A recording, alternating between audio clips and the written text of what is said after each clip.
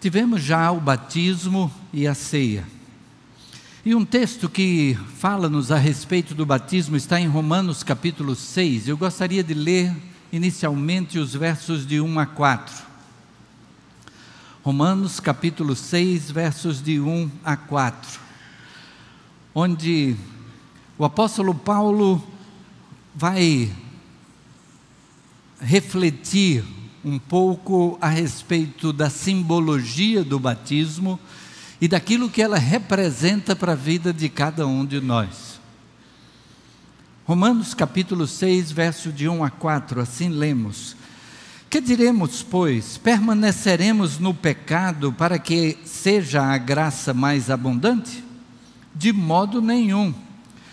Como viveremos ainda no pecado, nós os que para ele morremos? Ou porventura ignorais que todos nós que fomos batizados em Cristo Jesus, fomos batizados na sua morte? Fomos, pois, sepultados com ele na morte pelo batismo, para que como Cristo foi ressuscitado dentre os mortos pela glória do Pai, assim também andemos nós em novidade de vida. O apóstolo Paulo então começa esse texto mencionando a respeito do pecado. Estaremos vivendo em pecado para que a graça seja mais abundante. Certa ocasião, o Senhor Jesus estava na casa de um certo homem e entrou uma mulher que era conhecida pela sua vida de pecado. E aquela mulher entrou e o homem ficou estranhando aquele homem que estava recebendo a Jesus, porque aquela mulher foi e dedicou um perfume e colocou sobre o Senhor Jesus, e aquele homem disse: se esse fosse realmente de Deus, saberia da parte de Deus que essa é uma mulher pecadora. Jesus então olhou para ele e trouxe-lhe uma repreensão. E a lição que o Senhor Jesus traz naquela hora é que quem muito foi perdoado, muito ama. Aquele homem se achava relativamente justo. Aquela mulher trouxe uma dedicação ao Senhor Jesus porque ela tinha a consciência do seu pecado. E encontrou em Jesus uma lição de perdão da parte de Deus. Ela se viu perdoada na sua vida. Por isso apresentou ao Senhor Jesus em adoração a Ele, em reconhecimento a Ele, uma dádiva. Hoje, quando a gente fala em pecado, as pessoas ficam se perguntando assim: mas o pecado de fato existe? Será que pecado não é uma coisa meio dos tempos passados? E quando a gente então vai para tempos passados, a gente vê que de fato, lá no livro de Gênesis, no início do relato a respeito da humanidade, nós vamos encontrar aquele primeiro momento quando alguém intentou contra a vida de outro. Nós conhecemos a história de Caim e Abel, e quando Caim se irou contra Abel, o Senhor Deus foi a ele, e o Senhor Deus falou a Caim, lá em Gênesis capítulo 4, versículo 7, o Senhor diz a Caim: Caim já tinha a intenção no seu coração de matar o seu irmão, e então Deus diz: se procederes bem, não é certo que serás aceito? Se todavia procederes mal, eis que o pecado jaz à porta, o seu desejo será contra ti, mas a ti cumpre dominá-lo. O pecado jaz à porta, o seu desejo será contra ti, mas a ti cabe dominá-lo. O Senhor Deus está dizendo a Caim, em primeiro lugar, Ele diz: se você agir bem, você vai ser aceito. O coração de Caim não estava voltado para Deus, tanto é que ele ouve essa palavra de Deus, mas ele não volta atrás, ele não desiste, ele continua no seu intento de matar o seu irmão. Mas antes que isso aconteça, Deus então traz a recomendação. Ele diz: o pecado jaz à porta. Nós somos confrontados com a possibilidade do pecado. E a advertência que Deus nos dá é que o pecado será contra nós mesmos. Ora, quando a gente pensa naquela situação ali de Caim, a gente vê que Caim estava tentando fazer o mal contra o seu irmão. Aquele pecado haveria de ferir o seu irmão. Mas o texto aqui está dizendo que o pecado, o desejo do pecado será contra ti. Porque o pecado sempre faz mal a nós mesmos. Caim recebeu uma condenação da parte de Deus em função do seu pecado. E quando nós pecamos, o pecado é contra nós. O Senhor Jesus disse: o ladrão não vem senão a roubar, matar e destruir. Eu vim para que tenham vida e a tenham em abundância. Aquilo que Cristo tem para nós é vida em abundância, mas aquilo que o inimigo, Satanás, tem para a nossa vida é roubar, matar e destruir. Caim achava que estaria se dando bem matando o seu irmão, mas depois ele mesmo leva a culpa do seu ato. O que é que nós podemos pensar a respeito do pecado nos nossos dias? O texto que nós lemos afirma que havia uma pergunta que seria levantada. Ora, se Cristo disse que quanto mais se perdoa, mais ama, então quem pecar muito, será perdoado muito, será mais amado. E então Paulo faz a pergunta: permaneceremos no pecado para que a graça de Deus seja mais abundante em nós? Para que Deus expresse mais graça nos perdoando de muito pecado? E ele mesmo responde: de modo nenhum.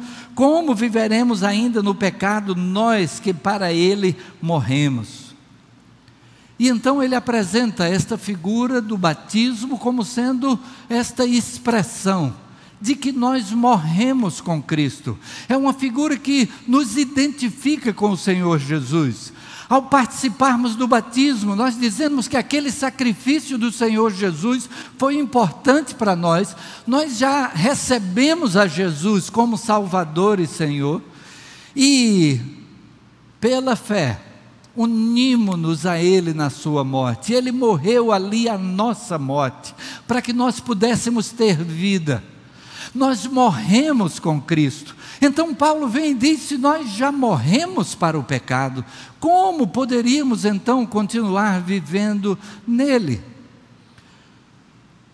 Nós somos considerados mortos para o pecado. Ele vai dizer isto, né?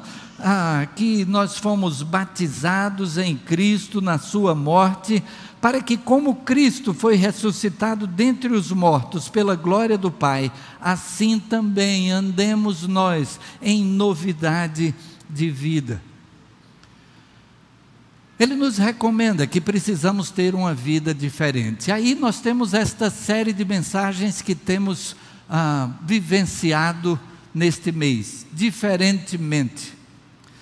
Diferentemente porque existe uma maneira como uma pessoa que não conhece a Jesus vive, e ela vive de acordo com o seu próprio pensamento, ela vive de acordo com o costume dos nossos tempos, ela vive de acordo com aquilo que no senso comum se aceita como normal. Mas quando temos a Jesus como Senhor, o seu senhorio na nossa vida faz diferença. Nós vivemos diferentemente, porque temos uma diferente mente. A nossa mente está voltada para aquilo que agrada a Deus. E quando nos voltamos para aquilo que agrada a Deus, é pela fé, pelo conhecimento de que aquilo que agrada a Deus é o melhor para cada um de nós. Deus que nos criou, Ele sabe o que é bom para nós. Aquilo que Ele nos recomenda na sua palavra é o que nos traz então o melhor aproveitamento de vida. O apóstolo Paulo era alguém que era bem sucedido na vida. Ele tinha tido a melhor formação do seu tempo. Entre os judeus, ele tinha estudado com os melhores professores. Ele se apresenta como sendo judeu de judeus, ele tem já uma herança judaica, fariseu de fariseus. E então, o seu pai já tinha sido um fariseu, e ele, zeloso fariseu, zeloso da lei. Mas ele um dia tem um encontro com Jesus Cristo. E aí, em determinado momento, ele apresenta tudo isso que ele tinha como histórico, como currículo, como background. E, de repente, ele diz: mas eu tenho por perda todas estas coisas, pela excelência do conhecimento de Cristo Jesus. O conhecimento de que Deus nos amou ao ponto de enviar seu Filho para morrer na cruz em nosso lugar. Nós não somos merecedores disso, mas ainda assim, pela sua graça, pela sua misericórdia, Deus envia Jesus, e Jesus então cumpre com a sua missão até o final, ao ponto de poder chegar no momento da cruz e dizer: tudo está consumado. Aquilo que eu vim para fazer agora está cumprido. Há muita gente que pensa que Jesus foi vítima de uma traição e que ele foi morto ali injustamente e que as coisas deveriam ter sido diferentes. Mas Cristo diz: foi para isso que eu vim. Eu vim para dar a minha vida, eu recebi esse mandamento de meu Pai. Eu tenho poder para dar a vida e poder para tornar a tomá-la. Quando temos o conhecimento desse amor de Deus, todas as demais coisas se tornam secundárias. E então o apóstolo Paulo, aquele que era bem sucedido, ele não só teve uma boa formação, mas ele fazia parte da Suprema Corte Judaica. Ele tinha uma posição de influência. No momento que nós temos no capítulo 7 do livro de Atos, o momento em que Estevão é apedrejado, é dito que aqueles que apedrejaram Estevão colocavam as suas vestes diante de um mancebo chamado Saulo. Aquilo era um sinal de que a autoridade presente estava concordando com aquele apedrejamento. Ele tinha autoridade no seu meio. Mas ele diz: eu abro mão de todas estas coisas e as considero como refúgio, como esterco, pelo conhecimento de Jesus Cristo. E ele vai terminar a sua vida de uma forma diferente. Aquele que era uma autoridade, alguém bem sucedido, termina a sua vida num calabouço, frio. Ele está praticamente sozinho. E ele escreve uma carta a Timóteo. Timóteo, seu companheiro de viagens, aquele que foi companheiro no ministério da pregação. E ele diz para Timóteo: Timóteo, eu estou chegando ao final da vida. Eu estou para ser oferecido ao Senhor como sacrifício. Ele estava condenado à morte. Estaria morrendo pouco tempo depois, sendo morto pouco tempo depois. E ele diz a Timóteo: eu estou para ser oferecido, mas eu combati o bom combate, completei a minha carreira, guardei a fé. O que ele encontrou em Jesus valia a pena abrir mão de qualquer outra coisa, pelo conhecimento dessa misericórdia de Deus. E ele escrevendo aqui aos Romanos, nesse capítulo 6, um pouco mais adiante, nos versículos de 11 a 14, ele vai então trazer a recomendação para nós. E ele diz assim também: vós considerai-vos mortos para o pecado, mas vivos para Deus em Cristo Jesus.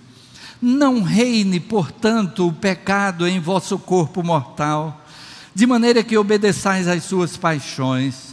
Nem ofereçais cada um os membros do seu corpo ao pecado como instrumento de iniquidade, mas oferecei-vos a Deus como ressurretos dentre os mortos, e os vossos membros a Deus como instrumentos de justiça.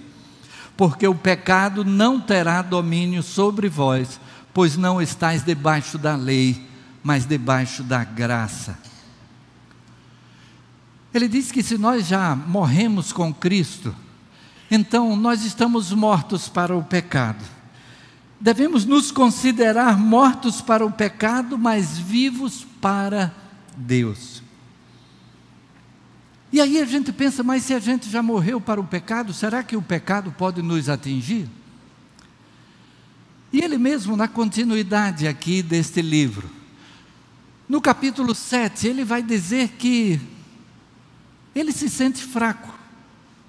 Ele sozinho não tem condição de vencer o pecado. Capítulo 7, verso 19, ele diz, porque não faço o bem que prefiro, mas o mal que não quero, esse faço. E a gente muitas vezes pode se ver nessa condição de que o inimigo coloca tentações diante de nós, e que a gente sente dificuldade para vencer essas tentações. Mas ele vai dizer também que nós passamos a ter o Espírito de Deus. No momento que nós recebemos a Jesus como Salvador, o Espírito de Deus vem habitar em nós, e é Ele que nos dá a força para seguir adiante. E assim, escrevendo aos Romanos, ainda a carta aos Romanos, mas agora capítulo 8, versículo 11, ele diz, se habita em vós o Espírito daquele que ressuscitou a Jesus dentre os mortos, esse mesmo que ressuscitou a Cristo Jesus dentre os mortos, vivificará também o vosso corpo mortal, por meio do seu Espírito que em vós habita. O fato de recebermos a Jesus e termos o Espírito, é o Espírito que vai transformar a nossa vida. Antes era o domínio do pecado que gera a morte, mas agora o Espírito nos habilita a vencer o pecado e experimentar a vida que vale a pena. Aquela vida que o Senhor Jesus prometeu, eu vim para que tenham vida e a tenham em abundância. E é por isso que Ele mesmo vai dizer que nós não somos tentados acima do que podemos. Deus não permite que sejamos tentados acima do que podemos, mas que junto com a tentação, quando vem a tentação, Deus nos dá o escape para que a possamos suportar. O que o Senhor Deus nos garante é que em momento nenhum uma tentação vai ser maior do que aquilo que nós podemos enfrentar, mas que Ele vai dar o escape. O nosso problema é atentar para o escape. E então a nossa vida com Cristo precisa estar sendo sempre lembrada de que Ele estará provendo o escape. E no momento da tentação, basta que a gente olhe em volta e Ele vai mostrar a maneira de escaparmos. De repente, essa maneira pode ser saindo correndo mesmo, pode ser fugindo, resistir ao diabo e ele fugirá de vós. Mas tem hora que a gente também é quem evita estar em situações de risco. Tenho já compartilhado com a igreja aquela história da criança, né? Que a mãe disse, meu filho, não vá tomar banho no açude. E era exatamente o que a criança pretendia fazer. E aí ele sai de casa já meio frustrado, mas quando volta para casa, o cabelo está molhado. E a mãe diz, meu filho, eu não disse para você não ir tomar banho no açude? E ele disse, mamãe, foi que eu caí no açude. E como é que a sua roupa está toda enxuta? Mamãe, é que eu fui lá no açude e resolvi subir no trampolim. Aí eu subi no trampolim, quando eu fui na ponta do trampolim, eu vi que eu estava querendo ficar tonto, quase ficando tonto. Aí eu tirei logo a roupa, porque se eu caísse, não molhava a roupa. E muitas vezes a gente corre o risco de fazer algo semelhante. A gente vai até a ponta do trampolim, e a gente até se prepara para cair no açude. E então o que o Senhor Deus nos diz, e o apóstolo Paulo deixa claro lá em 1 Coríntios capítulo 10, versos 12 e 13, é que Deus não nos deixa tentar acima do que podemos.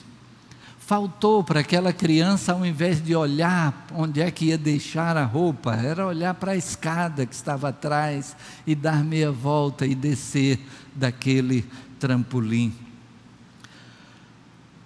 Continuamos enfrentando tentações, mas o Espírito de Deus nos capacita a superar esses momentos, dando o escape.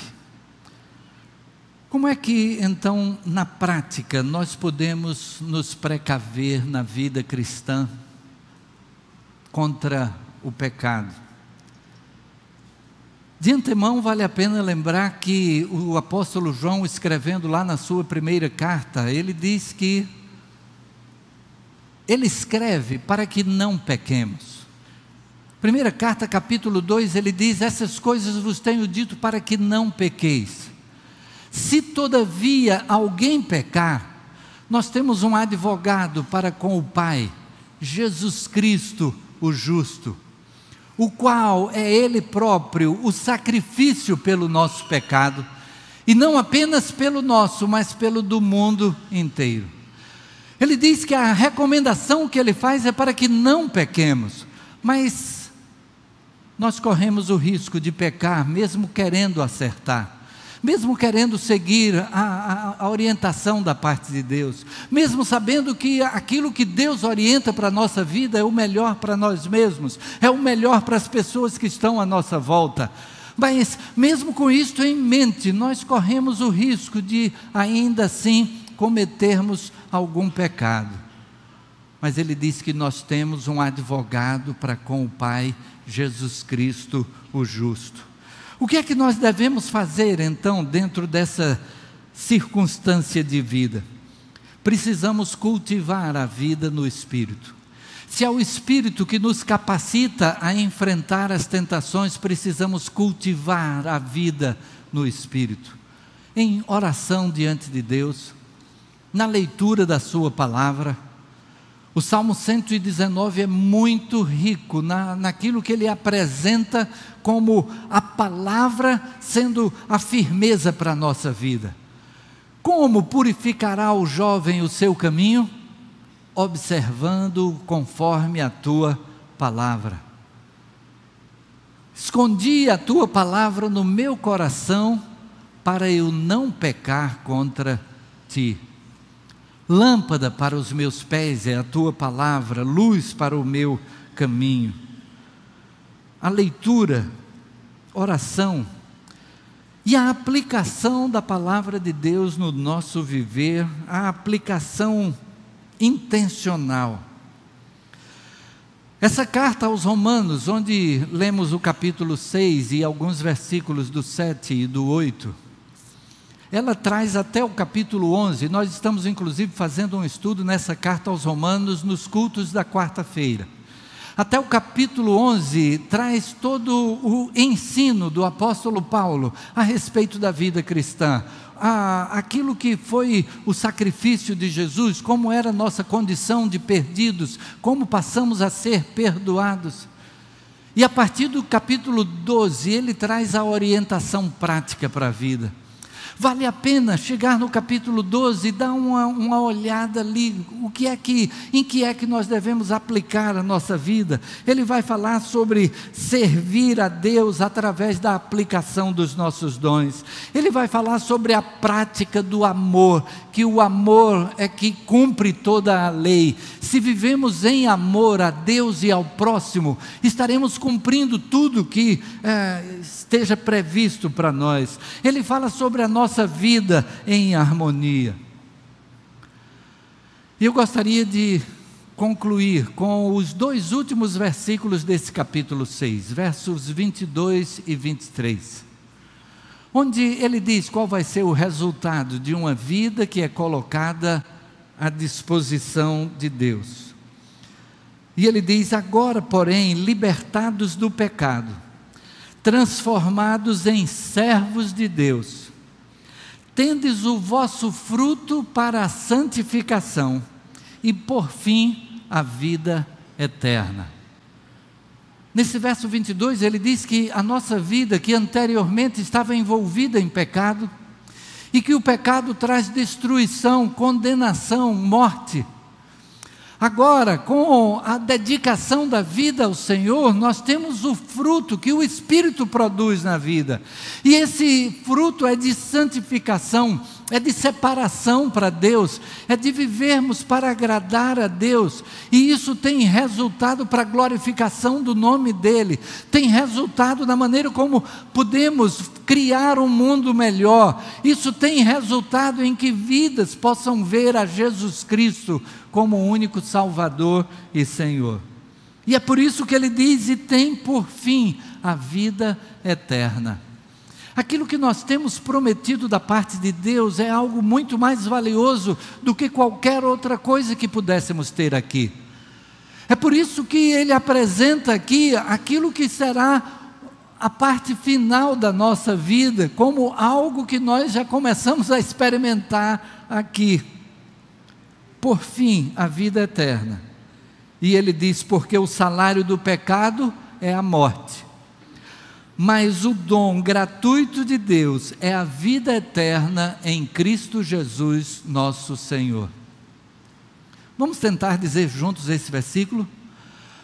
Mas o salário do pecado é a morte, mas o dom gratuito de Deus é a vida eterna em Cristo Jesus, nosso Senhor.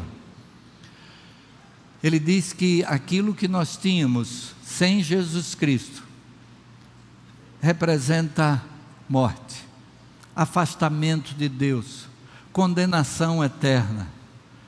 Mas o que encontramos em Jesus Cristo é um presente gratuito que Deus dá.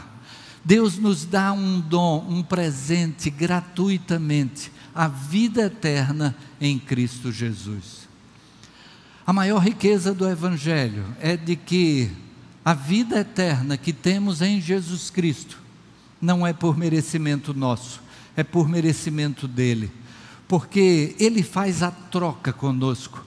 Ele na cruz estava assumindo a nossa condenação e oferecendo a nós, a si mesmo, os méritos dEle. Nós somos salvos não porque merecemos, mas porque Cristo merece. Cristo viveu uma vida sem pecado e faz então essa troca conosco. Por isso o apóstolo Paulo diz aqui: o salário do pecado é a morte. Sem Jesus Cristo o que nós temos é condenação. Mas por meio de Cristo é que nós encontramos gratuitamente a vida eterna. Baixe sua cabeça, feche seus olhos e pense, como é a sua condição diante de Deus? Em primeiro lugar, se você já entregou a sua vida a Jesus Cristo, recebendo a Ele como seu Salvador e Senhor, entendendo que o preço da sua salvação Ele já pagou na cruz, entendendo que cabe a nós crer, o dom gratuito de Deus é a vida eterna, por meio de Cristo Jesus, o nosso Senhor, e de que você pode receber esse presente gratuito de Deus, dizendo do seu coração para o coração de Deus: sim, Senhor, eu quero que Jesus seja o meu Salvador e o meu Senhor. Você pode fazer a entrega da sua vida a Jesus Cristo hoje mesmo. Talvez você pense: pastor, eu preciso consertar algumas coisas na vida. Saiba que você não precisa consertar nada. O que precisa ser consertado, o Espírito de Deus vai estar trabalhando isso na sua vida a partir do momento que você entregar a vida a Jesus. O que Ele tem para você é perdão de pecados.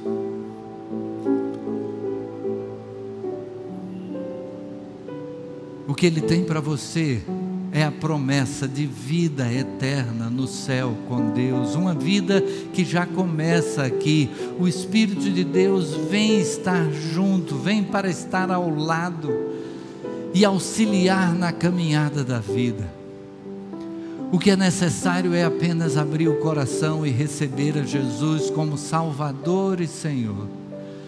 É ter essa disposição de que a sua vida agora passe a colocar em prática o que é do agrado do Senhor Jesus.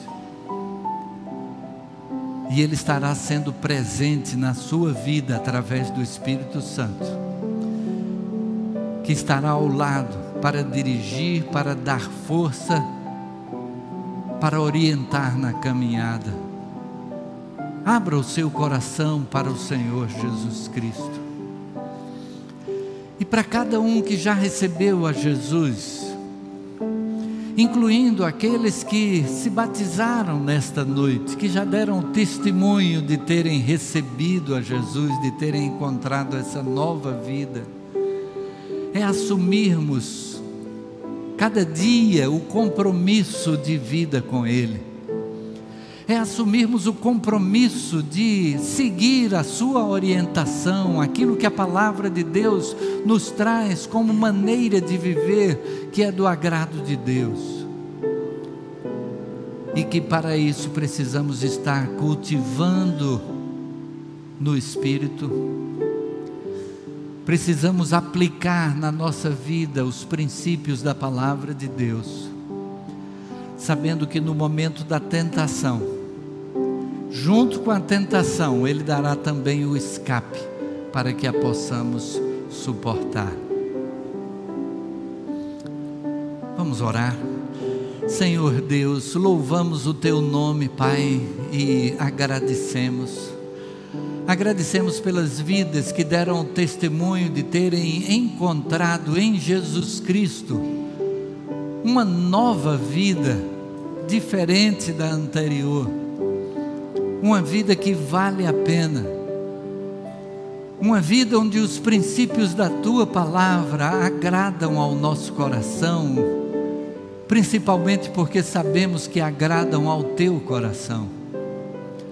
Assim, Senhor, dirige as nossas vidas para que estejamos caminhando de acordo com a Tua palavra, com a Tua vontade para cada um de nós. Abençoa estes que estão neste início de jornada da vida cristã e que deram o testemunho do batismo. Abençoa cada um, dirige a vida de cada um e que cada dia mais possa haver a dedicação a Ti, ao cumprimento da Tua vontade. E Pai, se alguém aqui entrou nesta noite e ainda não tinha segurança, certeza de salvação, de vida eterna, que este seja o momento apropriado para que dê este passo, que não deixe para amanhã aquela decisão que é a mais importante da vida, e que possa aproveitar a partir de hoje a vida abundante que Tu tens para cada um de nós. Assim, Senhor, fala a cada coração conforme o Teu querer. Dirige as nossas vidas e usa-nos no Teu serviço conforme a Tua vontade. Leva-nos em paz aos nossos lares e dá-nos uma semana na Tua presença, com a oportunidade de ouvir a Tua voz, de seguir a Tua direção, de glorificar o Teu nome em cada uma das nossas atitudes. Perdoa as nossas falhas, os nossos pecados, e não nos deixes cair em tentação, mas livra-nos do mal. Isso nós Te suplicamos, não por merecimento nosso, mas pelos méritos do Teu Filho Jesus Cristo, e é em Seu nome que oramos. Amém e amém.